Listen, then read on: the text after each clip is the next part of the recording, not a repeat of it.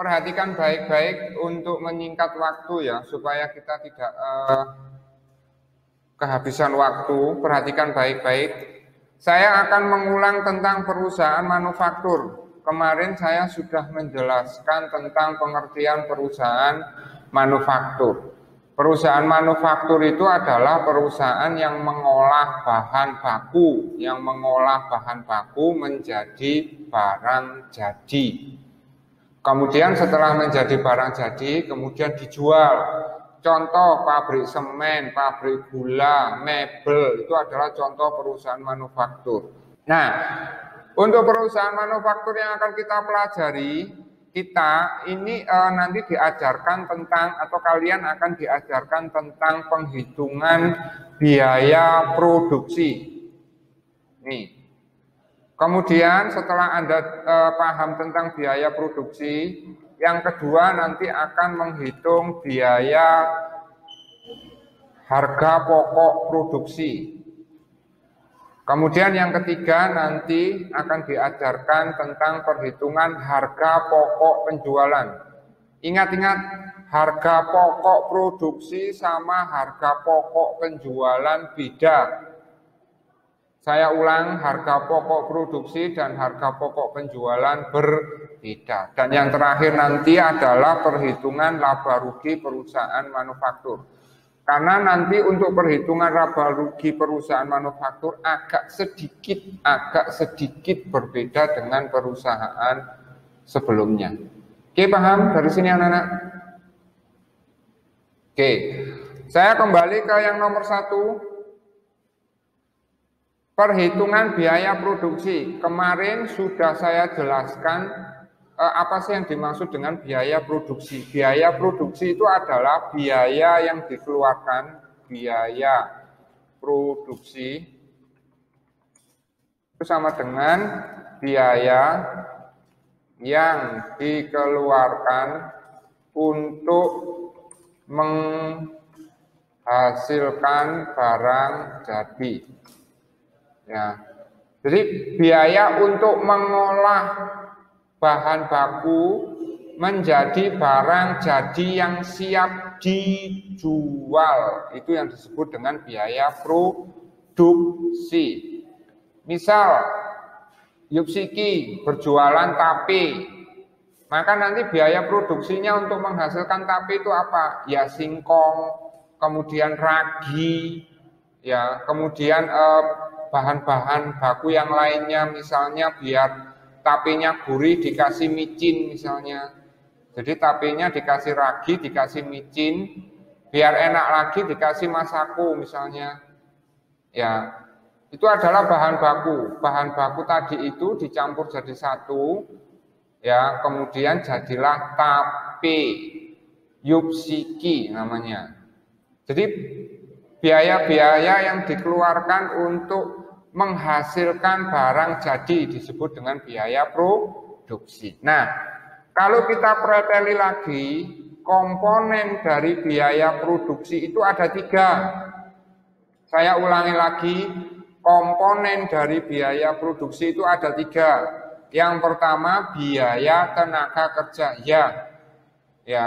Walaupun mungkin perusahaan sudah menggunakan mesin, tetapi tidak semua pekerjaan itu dilakukan oleh mesin. Ada sebagian pekerjaan yang lainnya yang harus dikerjakan oleh manusia. Paham maksud saya? Jadi, secanggih apapun perusahaan, ya pasti nanti masih mempekerjakan orang. Nah, biaya yang dikeluarkan perusahaan untuk membayar gaji karyawan itu yang disebut dengan biaya tenaga kerja. Nih, jelas nggak? Paham ya? Jadi gaji yang dibayarkan oleh perusahaan untuk membayar karyawan itu disebut dengan biaya tenaga kerja. Oke, paham anak-anak? Oke. Nah, biaya tenaga kerja yang dimaksud itu biaya tenaga kerja yang berhubungan dengan kegiatan pabrik loh ya. Ingat-ingat. Biaya tenaga kerja yang saya maksud di sini itu adalah biaya tenaga kerja yang berhubungan dengan proses pengolahan barang atau berhubungan dengan produksi. Sedangkan karyawan yang bekerja di kantor enggak masuk ke sini. Jadi karyawan yang terlibat dalam pembuatan produk itu saja yang dimaksud dengan biaya tenaga kerja. Nah, dalam prakteknya nanti biaya tenaga kerja dibagi menjadi dua. Biaya tenaga kerja langsung dan biaya tenaga kerja tak langsung. Biaya tenaga kerja langsung itu apa? Maksudnya apa, Pak? Tenaga kerja atau upah tenaga kerja yang langsung terlibat dalam proses pembuatan produk. Ya. Jadi biaya tenaga kerja langsung itu adalah biaya pegawai yang terlibat langsung dalam pembuatan produk jadi. Atau kalau kamu bingung, anggap saja biaya tenaga kerja langsung itu upah buruh sama dengan upah buruh. Sedangkan biaya tenaga kerja tak langsung itu maksudnya apa, Pak? Tenaga kerja produksi, ya, tenaga kerja yang berhubungan dengan produksi, tetapi tidak terlibat langsung dalam proses pembuatan produk jadi. Misalnya adalah gaji atau upah mandor atau supervisor.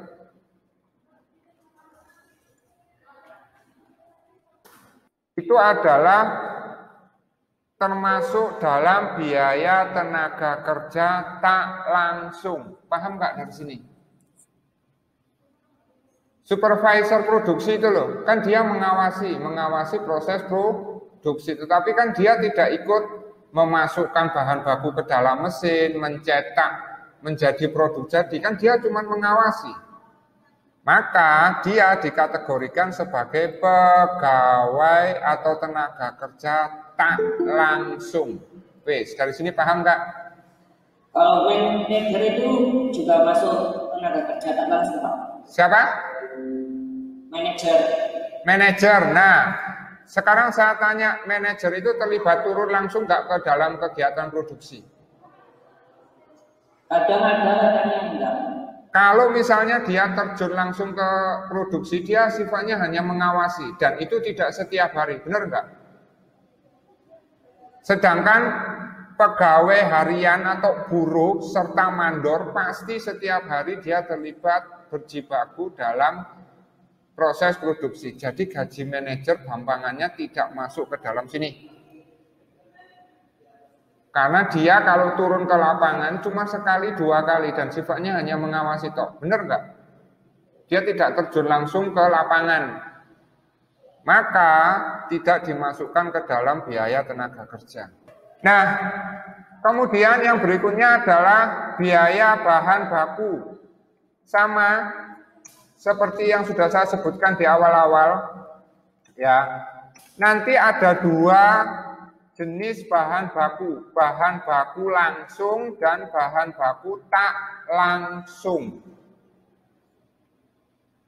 Dalam pembuatan produk itu ada bahan baku langsung, ada bahan baku tak langsung. Bahan baku langsung itu kalau kalian bingung itu bahan baku utama pembuatan produk. Sedangkan bahan baku tak langsung adalah bahan baku pendamping atau bahan baku tambahan. Oke, paham? Contohnya yang real apa, Pak? Kalau kalian bikin kue, bahan baku utamanya apa?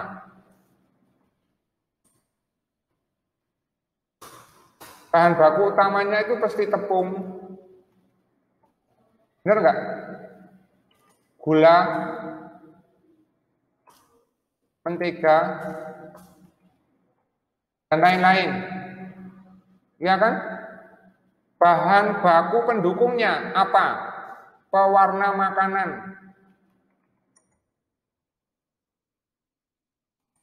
Ya kan? Garam.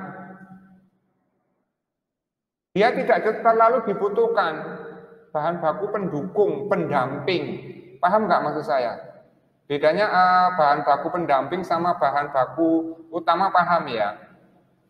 Dia tidak dibutuhkan dalam jumlah yang banyak, tetapi tetap dipakai dalam kegiatan produksi, tapi tidak banyak. Ya. Kemudian apalagi Pak, bahan baku pendukung bikin kue, di samping pewarna makanan, garam, mungkin juga micin, kemudian masako, ya, kemudian terasi mungkin, apalagi bawang merah mungkin ya, saya enggak tahu lah, saya enggak pernah bikin kue. Jadi ada dua bahan baku. Nah, kemudian perhitungan pemakaian bahan baku yang kemarin sudah saya berikan ke Anda itu adalah perhitungan pemakaian bahan baku langsung. Yang kemarin rumusnya sudah saya berikan ke Anda. Oke, rumusnya apa saja Pak? Rumusnya yang kemarin adalah bahan baku awal. Benar nggak? Cek lagi di catatanmu.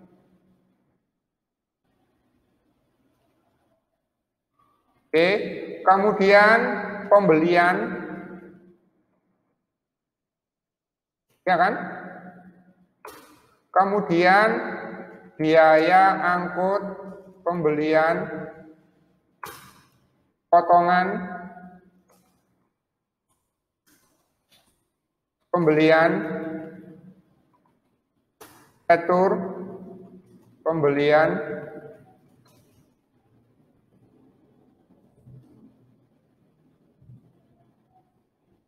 ya, saya taruh sini.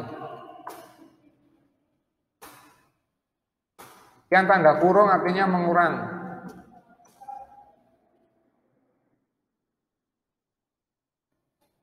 Yang tanda kurung artinya mengurang. Oke. Nah, bahan baku awal nanti ditambah dengan pembelian, beban angkut pembelian, potongan pembeli, dikurangi potongan pembelian, dikurangi retur. Oke? Nah, kalau mau kamu sendirikan, pembelian ditambah beban angkut pembelian, dikurangi potongan pembelian, dikurangi retur pembelian, itu hasilnya sama dengan pembelian bersih.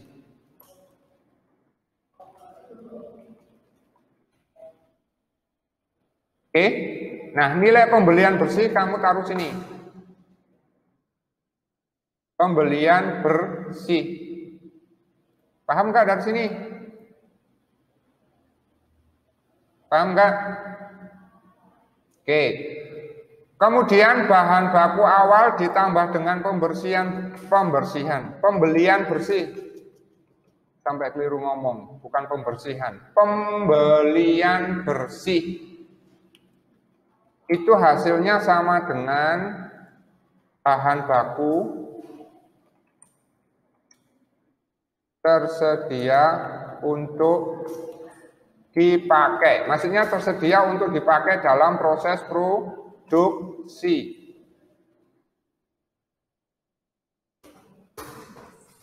Oke, dari sini ada mau tanyakan? Itu untuk nyari yang bersih itu dari pembelian ditambah biaya angkut dikurangi potongan pembelian dikurangi retur pembelian juga Pak. Ya, kan tadi saya sudah bilang kalau tanda kurung itu artinya dikurang. Oke, jelas? Jadi bahan bakunya nggak masuk. Lah belum, kan saya mau mencari pembelian bersih. Oh, Pembelian bersih.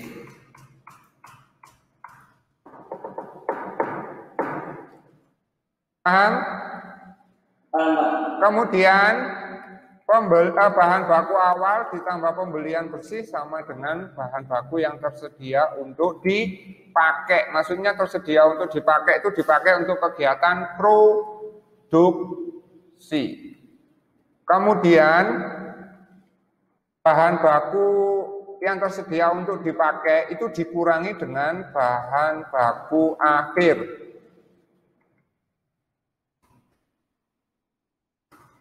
Oke. Nah, bahan baku tersedia untuk dijual dikurangi bahan baku akhir itu sama dengan pemakaian bahan baku.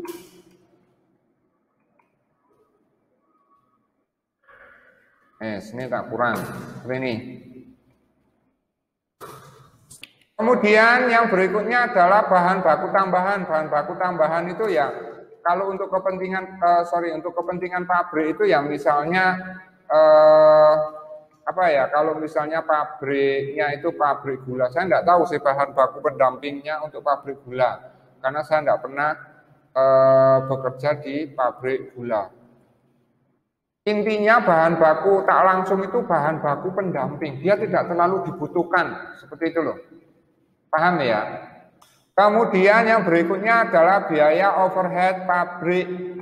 Biaya overhead pabrik itu adalah biaya-biaya yang masuk dalam perhitungan, yang masuk dalam biaya produksi. Jadi biaya itu dibutuhkan dalam proses produksi, tetapi tidak bisa dikategorikan sebagai biaya tenaga kerja, juga tidak bisa digolongkan sebagai biaya bahan baku. Contohnya apa Pak? Contohnya banyak ya. Biaya listrik untuk produksi masuk BUP. Kalau biaya listrik untuk pekerjaan di kantor, Pak, enggak masuk di sini. Enggak masuk di sini. Ya, beda lagi. Pokoknya biaya-biaya yang digunakan untuk memproduksi yang tidak bisa dimasukkan sebagai biaya tenaga kerja dan biaya bahan baku itu dimasukkan ke dalam BOP. Kemudian biaya solar. Kemudian biaya penyusutan mesin pabrik.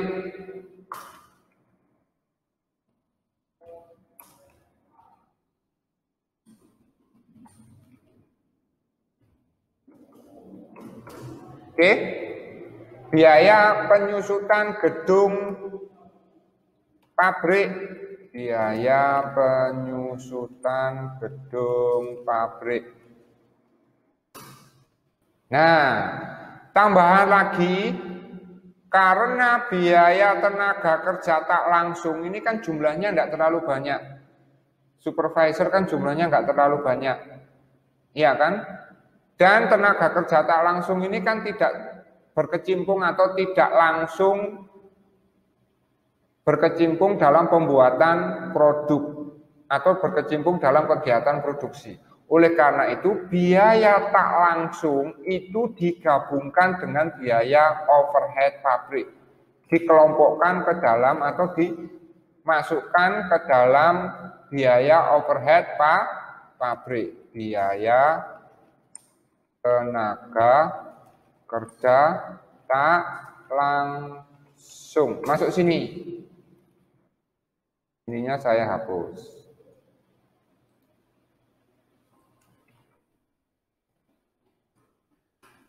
Oke, paham maksud saya anak-anak? Paham? Paham, Pak. Ya, BOP-nya nanti total. Kemudian, karena biaya bahan baku tak langsung, jumlahnya itu juga tidak terlalu banyak, tidak seperti bahan baku langsung, maka biaya bahan baku langsung juga dikategorikan atau dimasukkan ke dalam BOP.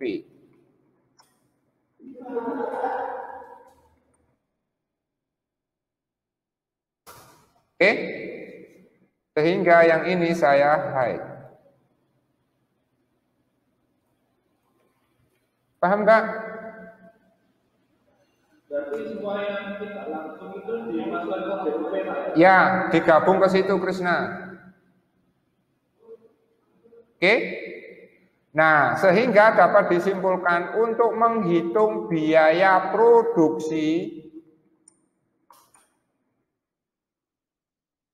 itu rumusnya adalah yang pertama itu biaya tenaga kerja langsung ini biaya tenaga kerja langsung. Terus yang kedua adalah bahan baku langsung. Dan yang ketiga adalah BOP. BOP adalah gabungan dari banyak hal ini. Gini, nanti menghitung biaya produksinya. Sedangkan habis ini, perhitungan harga pokok produksi habis ini. Oke, pahami dulu yang biaya produksi. Apakah ada yang mau ditanyakan? Oke, good. Kemudian, ada yang mau tanyakan? Enggak, oke. Kemudian setelah Anda paham cara menghitung biaya produksi, sekarang saya akan menjelaskan cara menghitung harga pokok produksi. Ya, format untuk menghitung harga pokok produksi itu yang pertama Anda harus tahu barang dalam proses awal. Nah, ini ada yang namanya barang dalam proses. Itu maksudnya adalah barang yang sudah diolah tetapi masih belum jadi. Dengan kata lain, barang setengah jadi. Itu yang disebut dengan barang dalam proses. Jadi barang yang setengah jadi, dia sudah mengalami pengolahan tapi masih belum finishing, masih belum selesai. Masih perlu diolah lebih lanjut. Itu namanya barang setengah jadi. Nah, barang setengah jadi ini Anda tambah dengan biaya produksi yang Anda hitung pada step yang pertama ini. Nih. Jadi, barang dalam proses awal Anda tambah dengan biaya produksi yang Anda hitung pada step awal. Barang dalam proses awal ditambah biaya produksi itu sama dengan total barang dalam proses. Nah, total barang dalam proses dikurangi dengan barang dalam proses akhir atau persediaan barang dalam proses akhir, persediaan akhir barang dalam proses itu hasilnya sama dengan harga pokok produksi. Kemudian setelah menghitung harga pokok produksi, Anda menghitung harga pokok penjualan. Harga pokok penjualan itu rumusnya barang jadi awal ditambah harga pokok produksi sama dengan barang jadi yang tersedia untuk dijual. Barang jadi yang tersedia untuk dijual dikurangi barang persediaan barang jadi di akhir periode, hasilnya sama dengan harga pokok penjualan. Jelas? Nah, sebenarnya dari ketiga jenis perhitungan ini, yang paling kita butuhkan itu perhitungan yang nomor 3 ini loh. Dari 3 jenis perhitungan ini, terus yang ini, dan yang ini, yang kita butuhkan itu sebenarnya yang nomor 3. Dibutuhkan untuk apa Pak? Yang nomor 3, untuk menyusun laporan laba rugi. Karena kalau kita menyusun perhitungan laba rugi perusahaan, tapi kita tidak bisa atau belum menghitung harga pokok penjualan, maka kita tidak bisa menghitung laba rugi perusahaan. Sekali lagi, Dari ketiga jenis perhitungan yang paling kita butuhkan yang nomor 3. Yang nomor 3 itu kita butuhkan untuk apa Pak? Untuk menyusun laporan laba rugi. Nah, tapi Anda perlu ingat untuk bisa menghitung harga pokok penjualan, Anda harus ngitung harga pokok produksi dulu. Kemudian Anda menghitung biaya produksi dulu. Anda menghitung biaya produksi dulu. Kemudian menghitung harga pokok produksi, baru bisa menghitung harga pokok penjualan. Makanya saya mengajarkan menghitung dulu biaya produksi, karena nanti angka yang kamu hitung nanti akan kita gunakan untuk menghitung harga pokok produksi. Nah, harga pokok produksi nanti kita pakai untuk menghitung harga pokok penjualan. Nah, harga pokok penjualan nanti kita pakai untuk menyusun laporan laba rugi. Jadi tahapannya itu beruntun. Menghitung biaya produksi dulu.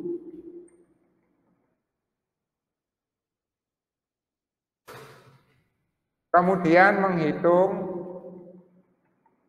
biaya pokok produksi.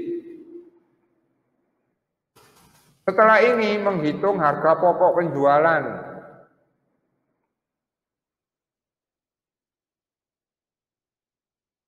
Baru kita bisa membuat laporan laba rugi.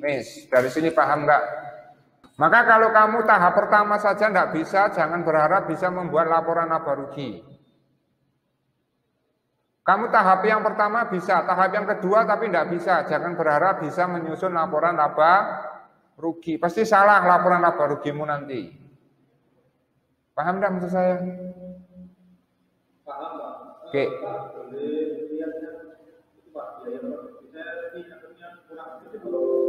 Biaya ini. Oke, sekali lagi Anda harus menghitung biaya produksi dulu, terus menghitung harga pokok produksi, terus menghitung harga pokok penjualan, baru bisa menghitung laporan laba atau membuat laporan laba rugi. Titik. Kalau kamu tahapannya saja di tahap yang pertama atau yang tahap yang kedua atau yang tahap yang ketiga, Anda salah, saya yakin laporan laba rugi Anda juga salah. Sekarang saya akan menjelaskan format perhitungan laporan laba rugi perusahaan manufaktur.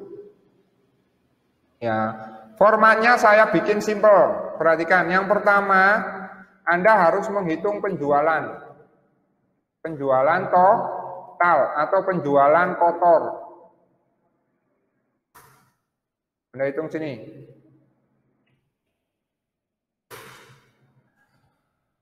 Kemudian yang kedua, Anda harus tahu bahwa penjualan nanti itu harus dikurangi.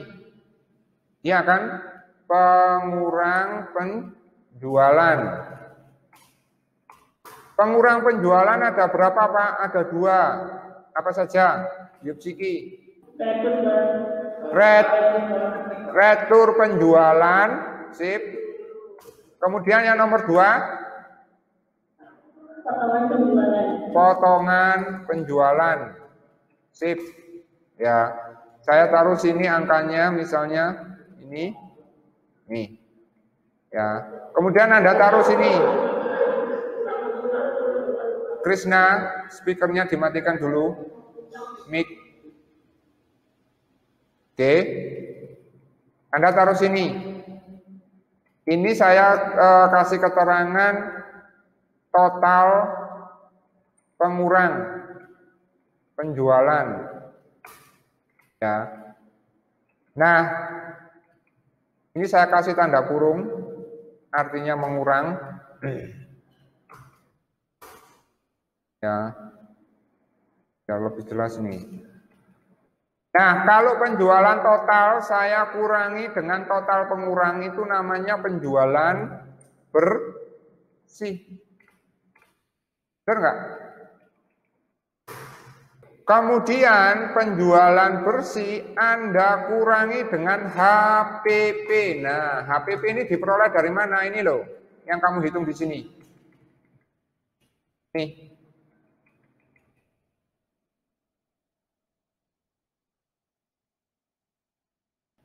Nah, ini HPP-nya kamu tarik ke bawah. Oke, ini. Kamu tarik ke sini HPP.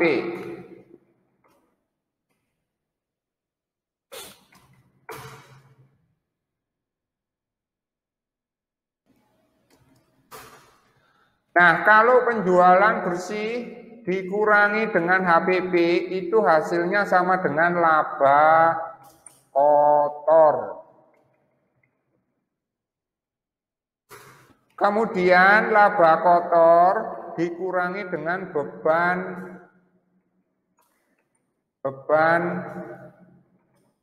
operasional, gitu aja.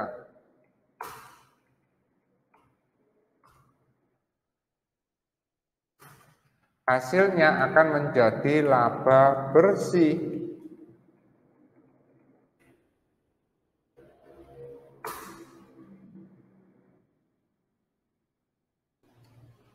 Paham anak?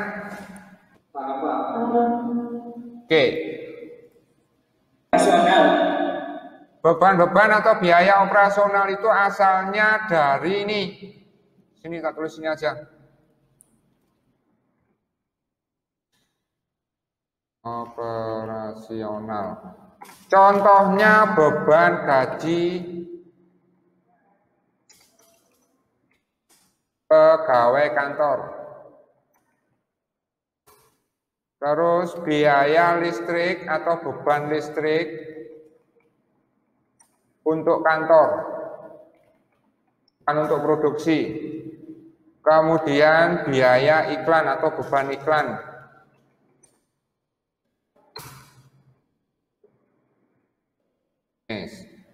Sama seperti perusahaan dagang lainnya. Oke. Kemudian biaya gaji sales atau beban gaji sales, beban perjalanan dinas,